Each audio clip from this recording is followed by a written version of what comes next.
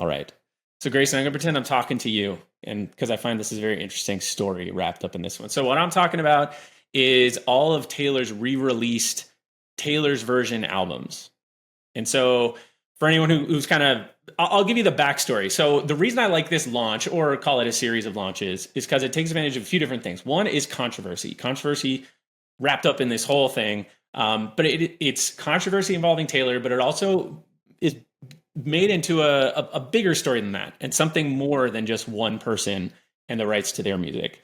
It also takes advantage of the nostalgia, and we'll talk about that. And the other is it takes advantage of a major event, or events being the Eras Tour. So we'll talk about all those three things. First, I want to give you some context. So in order to understand this, you should understand the backstory. So Taylor's been around. She recorded her first album, or released her first album in 2006. When she signed in 2005, she was 15. She signed with a record label called Big Machine Records. Part of that deal was that she didn't own the rights to her music. She didn't own the masters. And I'm not an expert on music rights and all that, but not owning the masters means you don't own those studio recordings, meaning that you can't decide necessarily like when they're played, if they're used in like a commercial or in a movie or in a documentary or anything like that. Like you don't own the rights to that music. And so Taylor always wanted to own her masters, own the rights to her music. So in 2018, she announced she was leaving them and signing with Republic Records and Universal Music Group. Part of that deal was that she now owned her masters. Like any album she made with them, she was going to own the rights to it. So June 30th, 2019, this guy, Scooter Braun, acquired Big Machine Records. And they had some run-ins in the past, and they didn't really like each other, so they had that past relationship. But he basically acquires Big Machine Records, and Taylor writes a Tumblr post basically the same day announcing that she did not know this was happening. She'd always hoped that she was going to be able to buy her masters back. So she was always going to hope that she was going to be able to go to Big Machine Records and buy her masters and own the rights to her music. But they basically sold it as part of this deal, and didn't really give her a chance.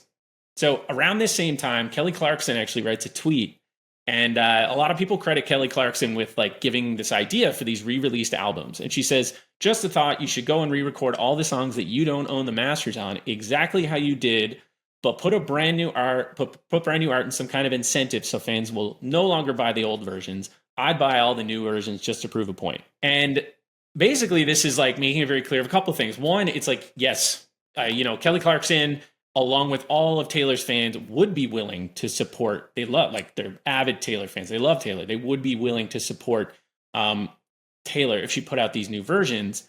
But it also is about something bigger too, because all artists want to own the rights to their own music. So it's not just Taylor that is kind of fighting for the rights to her own music here and wanting to release her, making her own albums. People buying them is not just going to support Taylor, but it's also about something bigger and a kind of a movement to support all artists owning the rights to their own music. So August 22nd, 2019, Taylor Swift announces plans to re-record her first 5 albums. So that's to kind of tee it up. After that, there's a lot of just public controversy building around these albums, the right to these albums. So November 14th, 2019, Taylor shares a letter. She's accepted on to receive a reward at the American Music Awards. And she tells everyone she was told that she cannot perform her own music on TV. Also says that at the same time she's supposed to do a Netflix documentary coming up, and they're saying she's not allowed to use the recordings in that either. They eventually give her approval, and she goes on the American Music Awards, and she wears a shirt that has the names of all of her albums, and the fans all point out that it looks like it's prison writing, as if they're imprisoned.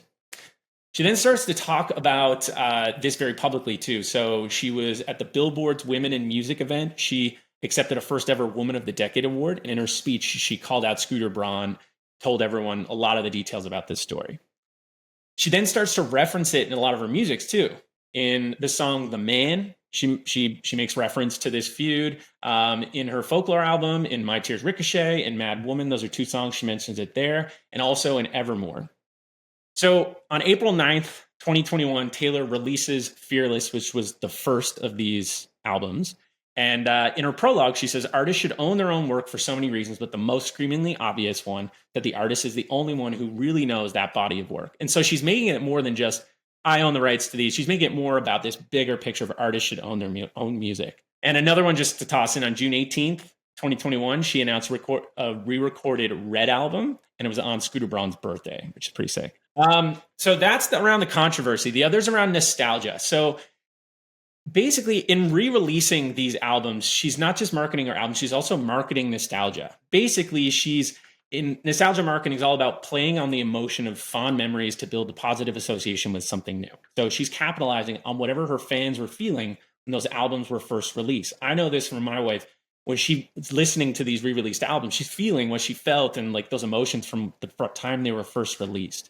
And with these, she's also providing like new content. She's doing like unreleased songs that she hoped she wanted to release with these albums. She's doing new video content, all of that. So definitely playing on nostalgia. Also, a big part of this is the Eras Tour. So whether she released these to support the Eras Tour, whether the Eras Tour supports these albums, it's probably a combination of both. But the Eras Tour, instead of promoting her latest album, Midnights, it's basically promoting all of her past catalogs, every era in Taylor Swift's career. And so the Eras Tour is the second highest grossing concert series of all time after Elton John's Farewell Yellow Brick Road tour. And it also spawned the second highest grossing concert documentary at the box office, second only to Michael Jackson's This Is It. Two like massive concert, massive documentary. She did it all in one thing. But the tour it's not only a super successful tour, but it's also validated the Taylor's versions. So she's sapping the original like versions revenue streams, but she's also like giving these credibility where they're becoming now the definitive releases of these albums, which is wild. Even more so to like highlight how big of an impact this is, Billboard reported a recent push from record companies to greatly extend the eligibility for re-recordings from just a few years after the original release, as in Taylor's case, to an unprecedented 10, 15, or 30 years. That's just showing now all the record companies are like terrified of just what she's done in this case here. So I'll leave it at that. But yeah. Anyways, what do you think? That is so good. Oh my God. Yeah. When you mentioned that you were doing like the Taylor's version albums, I was like, oh, that is a great pick. So yeah, no, I mean, what more can I say? Like, it's just like proving it to the man, like doing your own thing, like owning all of the like creative rights to everything that you're doing. Like that's like what every artist wants. And you hear all these horror stories from a lot of your favorite bands or artists who get really like taken advantage of by people who are essentially using them just to make a profit. And I get it, like it's the music business and all that kind of stuff, but there are so many horror stories out there of like how really great acts, like their careers were cut short because they weren't able to make things work in the long term because of these terrible situations. And so I love that Taylor Swift was able to like see such success and like really just like change the game for other folks too. I think you totally nailed it on the nostalgia piece because like it's interesting. So I'm a little bit older than Taylor Swift, but I feel like I kind of like grew up with Taylor Swift, And so to your point about Jason, your wife, like kind of living back in those memories as she's listening to the albums, I felt the exact same.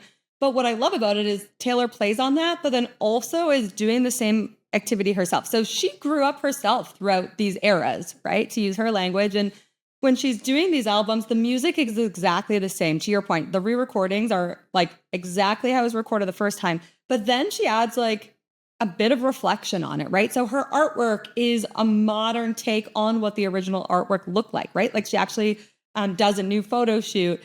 She releases the vault tracks, as you mentioned, and there's commentary that comes with it. And I love hearing how she talks about the vault tracks and about her experiences creating these albums, because you can see that she's also in this very like reflective state. Yeah. And I think it's an important part. Like it is she's in her early to mid 30s. She really is entering that new stage of life. And I think this is very representative of that. And it's drawing out a lot of the same feelings in much of her fans. So if you're listening to Taylor's version of any of like the original albums, like side by side, like you won't be able to tell the difference. It's like that identical. Almost. There was like one or two songs where there's a slight difference, but most of the time it's like identical. That was the goal. Exactly. And then Andy, each Taylor's version also has vault tracks, which are basically songs, not new songs. They were songs that were written but not recorded when she did the original one for whatever reason. As you know, it's like you can only make a record so long. And so that's kind of fun. And actually, it's my favorite part of all of the Taylor version albums because of like new music. This is so exciting, right? Yeah. Yeah. And yeah, the yeah. one, like your favorite song of her Yes. all time, like she made that one longer. Like she added to it and did it. Yeah. That's exactly it. So the cut of it that was on the Red album was like a regular length, I don't know, 3 minutes and something. And I guess this whole time there was this like super mega long version of it, over 10 minutes long. But it was like, no one's going to listen to a 10-minute long song. No one's going to want to see that in concert, whatever it might be. And then I think she just spoke about this. She was even nervous about including it in the vault because it's fairly unheard of for a song to be that long. And then like it very quickly became the most anticipated song and then the most played song off that album. And when I was at the Eras show, she sang it live and it was like people were literally crying. They had such a reaction to it. Like, no, it's true. Because there's so much emotion tied up in it. And it's the song itself has so much emotion. So people are like, some of people's favorite songs from Taylor are now vault songs, which is like really cool. That's cool. Nice. I'm surprised that we haven't seen other artists do like a my version, or even if you don't call it like my version, but like re-record some of their material just to like, I don't know, like you hear of like remasters and like re-releases and stuff like that, but I'm surprised that no one else has tried to do that, really. Yeah, there was an interesting Zuma research for this, and I know we're over time, but Prince had tried to do a lot. He was in a big controversy during his career and like towards it, and they kind of pointed out how like Prince was not successful at doing what Taylor's trying to do. Now, I don't think he did the same thing, but I do think that like having to go and re-record new versions and then go getting like radios to play these new versions and like, you know what I mean? Like it's like so hard. And I think it just goes to show like how this marketing engine that Taylor's created is like that good.